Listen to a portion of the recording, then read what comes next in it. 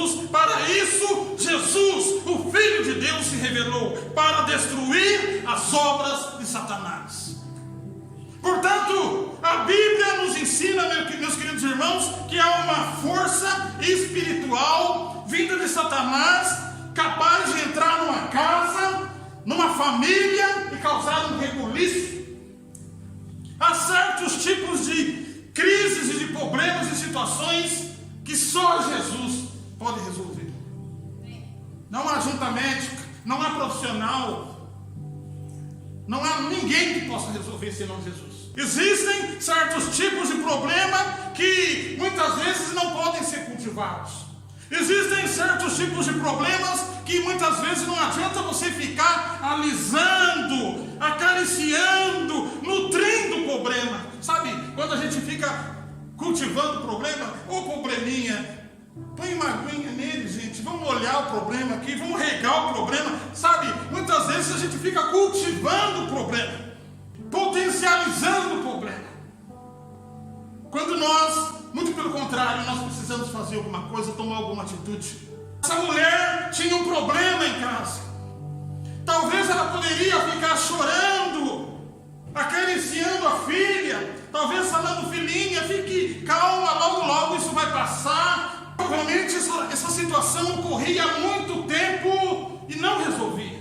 Às vezes, quando eu e você temos um problema, nós ficamos potencializando o problema, chorando pelo problema.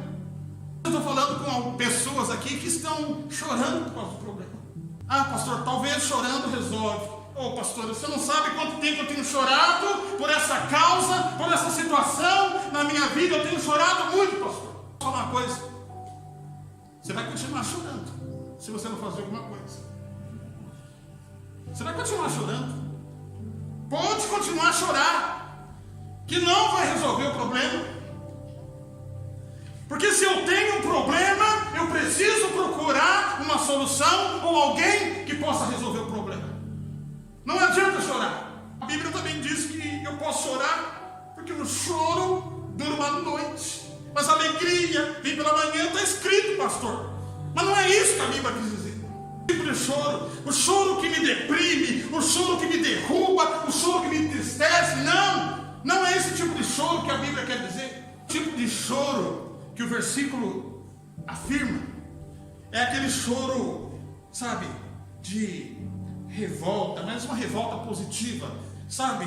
É quando você chora, passa a noite chorando, mas é um choro de reação, um choro de atitude. Ah, eu não vou chorar por causa dessa causa perdida. Eu não vou chorar por causa desse amor de novela que se foi. Eu não vou chorar por causa desse luto. Eu não vou chorar por causa dessa situação no meu trabalho, que alguém puxou meu emprego. Mas eu vou chorar sim. Eu estou triste, eu estou desanimado, eu estou revoltado, eu estou revoltada, mas o meu choro é choro de mudança, é choro de reação. É esse choro que a Bíblia fala, um choro que vai trazer de dentro de mim e de você uma forte reação. Ah, eu não posso continuar assim, eu não posso continuar nessa miséria, eu não posso continuar nesse problema, eu não posso continuar nessa tristeza, mas tá bom, tudo bem, eu choro, eu continuo chorando, mas eu choro porque amanhã de manhã eu vou fazer alguma coisa, eu vou tomar uma atitude, eu vou mudar essa situação. Glória a Deus. É esse tipo de choro, querido. É esse tipo de choro que a Bíblia fala. Esse que é o choro que a Bíblia diz. O choro virá. O choro pode durar uma noite, mas a alegria virá pela manhã. Um choro de reação, um choro de atitude. Sabe?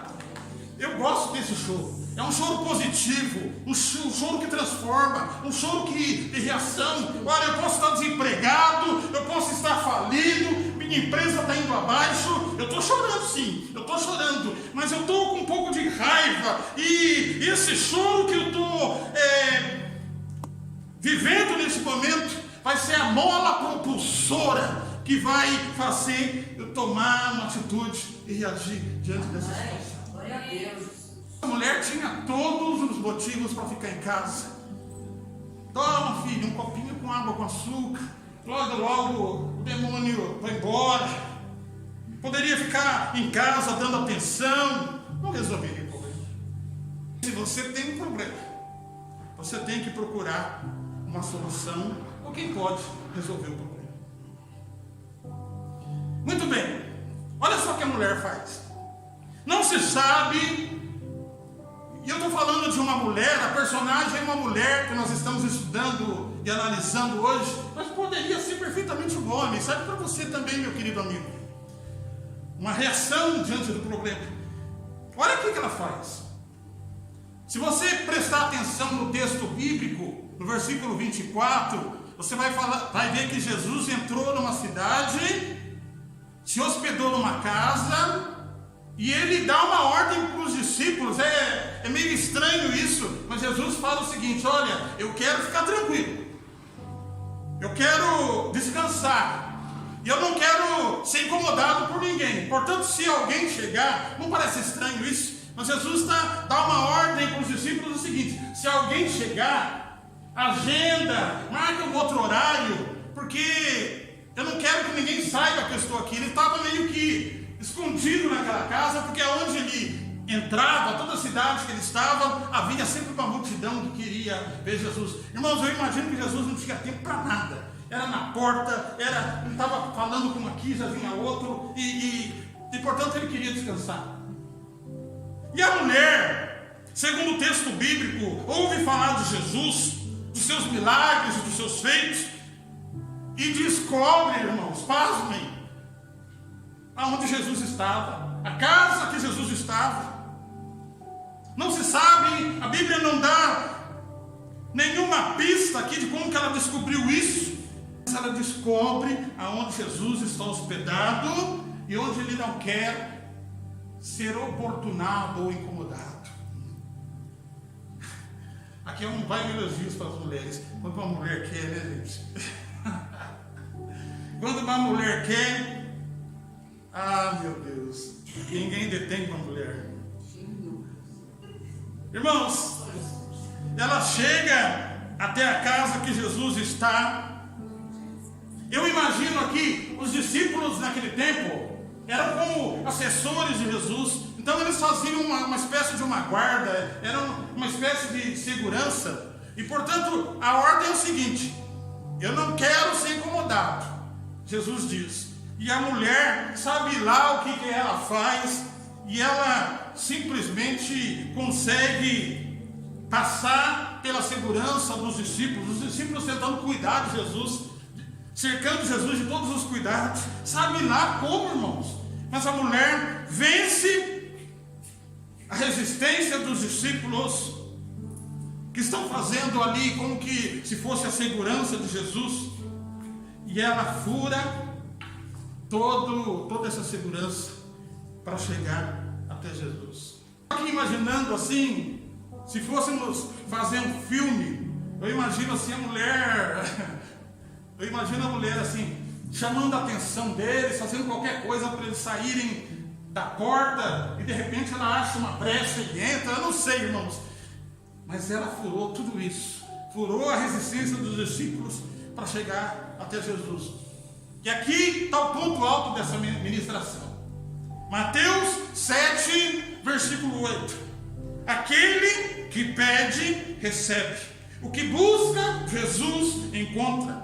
Aquele que bate a porta do Senhor, essa porta lhe será aberta. Deixa eu dizer uma coisa: quem quer encontrar Jesus, faz qualquer coisa. Quem quer encontrar Jesus, anda quilômetros. Quem quer encontrar Jesus, pega o comboio. Quem quer encontrar Jesus, pega o metro. Quem quer encontrar Jesus, toma um banho e veste uma roupa e eu vou para a igreja. Eu sei que lá as pessoas não são perfeitas, mas eu sei que aonde 2 ou 3 estão reunidos em nome de Jesus, Ele estará lá. E portanto eu vou. Não importa a distância, não importa o tempo, não importa se está a chover, não importa se está calor, não importa se está frio. Quem quer buscar Jesus e recebe. Por isso há um ditado popular, não é bíblico, que diz o seguinte: quem quer, dá um jeito. Quem não quer, dá desculpa. Não é assim? Portanto, quem quer encontrar Jesus, encontra. A mulher então consegue furar a resistência dos discípulos e de repente ela está frente a frente aos pés de Jesus. Essa é a segurança dos discípulos. Eu imagino ela chegando aos pés de Jesus, cansada, ofegante. Oh Jesus, consegui chegar. Ela começa a relatar o problema que ela tinha em casa para Jesus, começa a contar o seu drama, seu drama pessoal, seu drama familiar, o problema que ela tinha com a sua filha. Quando ela está esperando uma palavra de esperança de Jesus a respeito da sua filha, coloque lá, versículo 27. Olha o que Jesus responde para ela. Todo esse esforço, sabe lá quanto tempo, que horas que essa mulher saiu de casa, sabe lá quantos quilômetros ela andou, sabe lá a dificuldade que ela teve de passar pelos discípulos e chegar até Jesus. Olha só o que ele responde para ela de forma surpreendente. Mas Jesus lhe disse: mulher, deixa primeiro eu saciar os filhos. Quem são os filhos? Os judeus. Porque, mulher, não convém eu tomar o pão dos filhos. E quem são os filhos? São os judeus. E lançá-lo aos cachorrinhos. Quem é cachorro aqui? Quem é cachorrinha? É a mulher. Preste atenção aqui, irmãos. É muito difícil alguém pregar esse texto. Sabe por quê? Para pregar tem que ter uma revelação de Deus a respeito dessa palavra. Pensa aqui comigo. Andou quilômetros, sofreu, teve dificuldade de passar pelos discípulos, e quando chega até Jesus, ele literalmente responde assim, na linguagem de hoje: mulher, olha aqui, eu não posso te dar o que você me pede, mulher, porque eu vim para os judeus, e a senhora é gentia, e portanto a senhora não é digna da minha ajuda. O que você faria? Qual seria a sua atitude? Você está diante de um médico, por exemplo, trazendo para a realidade de hoje, revelando o seu mal, a sua necessidade, o seu desafio, e ele simplesmente falar para você: olha, lamento muito, mas eu não posso te ajudar. Sabe por quê? Porque você é de uma outra nacionalidade ou de uma outra nação, e eu só posso trabalhar para os cidadãos nacionais. É mais ou menos isso. O que é que você faria? Qual seria a sua atitude? Não era isso que essa mulher estava esperando de Jesus, meus irmãos. Sabe, o que ela provavelmente esperava era aquilo que Jesus disse ao cego de Jericó. O cego passou a clamar: Jesus, filho de Davi, tem misericórdia de mim. Jesus se aproximou do cego e falou: o que você quer? Eu quero ver, Jesus. E Jesus falou: então veja. Aquele homem ficou curado instantaneamente. Há muitas histórias aqui na Bíblia que Jesus, com apenas um toque e uma palavra, ele curou alguém. E portanto ele vira para essa mulher e diz que não pode neste momento fazer nada, porque ela não é digna da sua ajuda. Não era isso que ela esperava ouvir de Jesus. Jesus aqui parece que está sendo muito duro com essa mulher, meus irmãos, porque parece que ele está assumindo o preconceito dos judeus contra os gentios. Você acha que ela não sofreu com essa resposta? É muito provável que ela engoliu o choro e a decepção. E se fosse tu, meu querido irmão, que fosse em busca de ajuda e não fosse atendido, e ainda está com a sua nacionalidade e a sua cor de forma preconceituosa, deixa eu te dizer uma coisa, meu querido. Você vai ver que essa história vai terminar de uma forma também surpreendente. Saiba de uma coisa: Deus, escreva isso, aponte isso, não nos dá uma dificuldade maior do que eu e você podemos suportar. Tenha em mente isso. Está sofrendo, está doendo, está difícil a sua vida, a sua realidade nessa causa, nesse problema que parece impossível. Deus não te dá uma dificuldade que você não possa suportar. Suporte, tenha persistência. Jesus tem aqui uma revelação nessa palavra. Jesus é onisciente, onipresente e onipotente. Já viu falar sobre isso? Ele tudo vê, tudo sabe, tudo conhece. Ele está presente em todo o tempo, no passado, no presente e no futuro. Onipresente e onipotente. Ele é filho de Deus. Ele tem os atributos do Pai, a onisciência. Ele tem todo o poder no céu e na terra. E portanto, há uma revelação aqui. Quando essa mulher saiu de sua casa para vir até ele, para vencer a resistência dos discípulos, ele já sabia que ela vinha. Ele já conhecia o problema dela. Ele já sabia que ela viria até ele. Ele já conhecia o coração e a personalidade dessa mulher. Sabe? Ele sabia que não era uma Maria mole. Não era uma Maria vai com as outras. Não era aquele tipo de mulher que, ao ouvir qualquer palavra, já desiste fácil e vira as costas e vai embora. Ela, na realidade, era, sabe aquela mulher, aquele homem persistente, que quando tem um objetivo, quando luta por uma causa, luta com garra, com atitude, sabe, esse é um espírito natural das pessoas vencedoras que conseguem chegar aos seus objetivos. Sabe, era uma pessoa capaz de lidar com a palavra negativa. E a pergunta que eu quero fazer para você ao sair daqui nessa tarde é: o que você tem feito com as palavras negativas que você tem ouvido?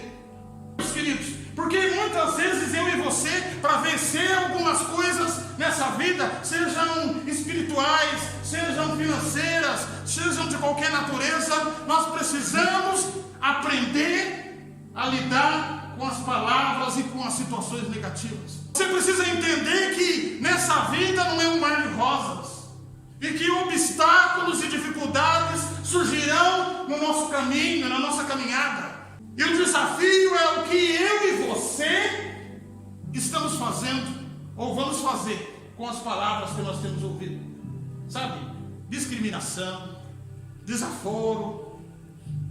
Eu não posso fazer, eu não posso atender. Sabe? Você vai num serviço público e governamental, de repente encontra uma pessoa do lado de lá que poderia fazer tudo por você, mas a pessoa diz que não pode. Irmãos, obstáculos e desafios estão diante de nós todos os dias. A palavra negativa. Mas a pergunta é: o que eu e você temos feito com esses obstáculos que surgem na nossa caminhada?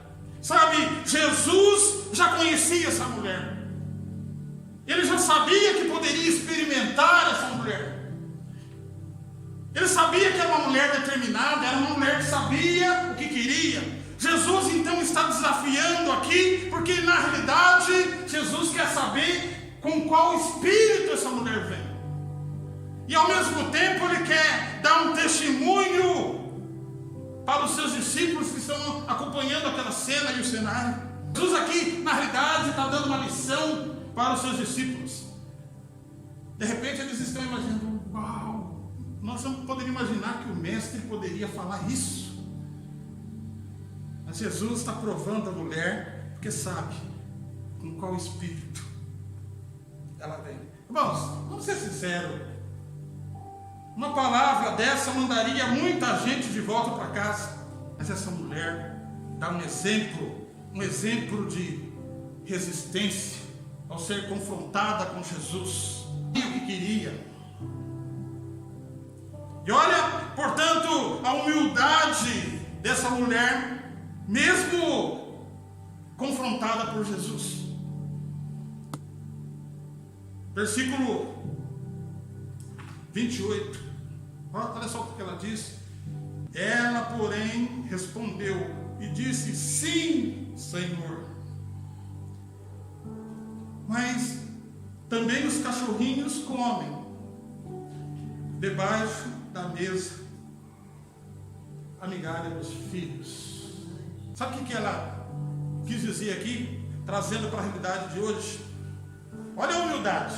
Quando alguém sabe o que quer, olha quando alguém sai de casa determinado ou determinada, ela literalmente está falando o seguinte: Mestre, Jesus, olha aqui, eu reconheço quem eu sou, eu sei que sou gentia e não mereço, está tudo certinho, Senhor, mas baseado numa frase que o Senhor disse aí, eu vim buscar hoje a minha migalha, a minha porção, mesmo que seja pequena, mesmo que seja debaixo da mesa, porque eu tenho tanta fé que essa migalha é minha bênção, que ela para mim, por si só, já é suficiente. Ou seja, em outras palavras, ela está querendo dizer o seguinte: Senhor, olha, o que eu quero é muito maior. Em outras palavras, ela está querendo dizer o seguinte: Senhor, eu vim buscar a solução para o meu problema, e eu tenho a fé e a certeza que a solução está com o Senhor. E portanto, Senhor Jesus, dê-me a minha migalha aí, dê a minha bênção, e me despeça, e aí sim o Senhor pode descansar em paz. Por isso tem um versículo na Bíblia que diz que Deus não desprezará um coração contrito. Ela surpreendeu Jesus com essa fé inabalável, sabe? É uma fé tamanha que a migalhinha que está debaixo da mesa já é suficiente para ela. Olha a fé dessa mulher, gente. Agora os discípulos também estão assustados. E olha como Jesus se dirige a ela depois dessa palavra. Ele diz o seguinte, versículo 29. Mulher, eu imagino ele falando assim: eu só queria te provar, eu não sabia que você ia resistir, eu sabia que você era uma fortaleza, eu percebi que você está muito convicta daquilo que você quer, eu vi em você aqui uma fé inabalável, e por tudo isso eu quero te dizer uma coisa: você pode voltar para casa, porque versículo 29, porque por esta palavra eu te digo, mulher, volta para casa, porque neste exato momento, aquilo que perturbava a sua filha, o demônio, já saiu da sua filha, e ela, nesse instante, ela foi liberta lá na sua casa. Pode voltar para casa tranquila. Sabe, Jesus viu nela a capacidade de sobreviver às adversidades, às oposições e às palavras negativas. Talvez o seu problema não seja o problema dessa mãe, talvez não é um problema de ordem espiritual, talvez o seu problema não é idêntico a essa mãe desesperada com a situação da sua filha, mas esta mensagem talvez possa se adaptar à sua realidade nessa tarde.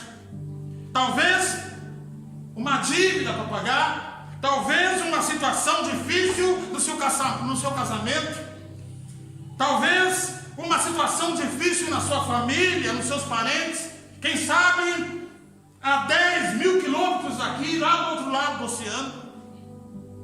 Talvez uma dificuldade nos seus negócios, na sua empresa, talvez um problema crônico de saúde. Mas eu quero te dizer, em nome de Jesus, baseado nessa palavra, antes de você pensar em vir, Ele já te viu, Ele já te conhece, Ele sabe do seu drama, Ele conhece os seus problemas, Ele conhece as suas necessidades. E eu quero te dizer que hoje Se você orar ao Senhor com convicção e com fé ao sair daqui, eu tenho certeza, fé e convicção também, que Jesus, com uma palavra, pode mudar a tua situação lá do outro lado do mundo, lá na sua casa, lá na sua empresa, lá na sua família. Pai, muito obrigado pela sua santa e bendita palavra. Senhor, eu sou humano, talvez eu não tenha onisciência, Senhor, para saber os problemas que afligem esse povo, essas pessoas que estão sendo alcançadas pela internet, em qualquer tempo que eu ouvir essa ministração. Mas eu tenho fé suficiente para acreditar, Senhor, que basta uma palavra tua, e o Senhor pode atravessar os oceanos, ir num outro continente, numa outra terra e num outro país, ou talvez aqui mesmo a 20, 30 quilômetros de nós. Senhor, ir na nossa casa, ir no nosso ambiente de trabalho, ir no nosso ambiente universitário e fazer, Senhor, as coisas acontecerem. Eu tenho a convicção disso. Por isso é hora de você orar, meu querido, minha querida. Eu não tenho condições de entrar na sua mente para saber as suas necessidades, mas o Senhor está aqui. E se você orar com fé e com confiança, você pode ter certeza, Ele vai com você na sua casa, Ele vai com você nessa semana, por onde você andar. Jesus conhece a sua dor, Jesus conhece as suas necessidades, Ele sabe a luta que você está passando, que você está enfrentando. Ele conhece os seus problemas familiares, os seus desafios, quem sabe numa outra terra, numa outra cidade. E Ele pode, neste momento, nesta hora, ir até lá e trabalhar pela tua causa. Pai, eu oro neste momento por pessoas que encontraram essa ministração através da internet, pessoas que têm algum ente querido, ou a própria pessoa que está enfrentando um momento de depressão e de angústia, pessoas que estão nesse momento enfrentando ou passando por ideias de suicídio, pessoas que estão pensando em desistir. Eu oro e repreendo esse espírito de morte em nome de Jesus. Satanás, tu não tem autoridade sobre essa casa, sobre essa vida. Em nome de Jesus, está quebrado toda maldição, toda retaliação do inimigo contra a sua vida, em nome de Jesus. Em nome de Jesus. Em nome de Jesus. Todo espírito de dor, todo espírito de enfermidade, sai agora pelo nome de Jesus. Em nome de Jesus. Em nome de Jesus. Em nome de Jesus. Agora é hora de você orar pela sua vida. Continue orando. Agora ore pela sua causa, pelo seu problema pessoal. Não saia daqui sem fazer isso. Ore pela sua necessidade neste momento. Ore, busque, clame, bate na porta, bate no coração de Jesus. Fala: abra, Senhor. Olha para a minha causa, olha para a minha vida, olha para as minhas necessidades. Faça isso, em nome de Jesus. Muito obrigado, Senhor, por este culto. Nós estamos deixando esse ambiente. Eu te peço, vai conosco, Senhor, para a nossa casa, para a nossa semana, que seja uma semana diferente. Eu sei que cada um aqui tem a sua necessidade. Alguns precisam de uma casa, alguns precisam de um trabalho, alguns visitam o médico essa semana. Vai com eles, Senhor. Não nos deixe desamparados essa semana. Senhor, vem conosco para a nossa casa. Vem conosco, Pai. É o que nós te pedimos. Em nome de Jesus.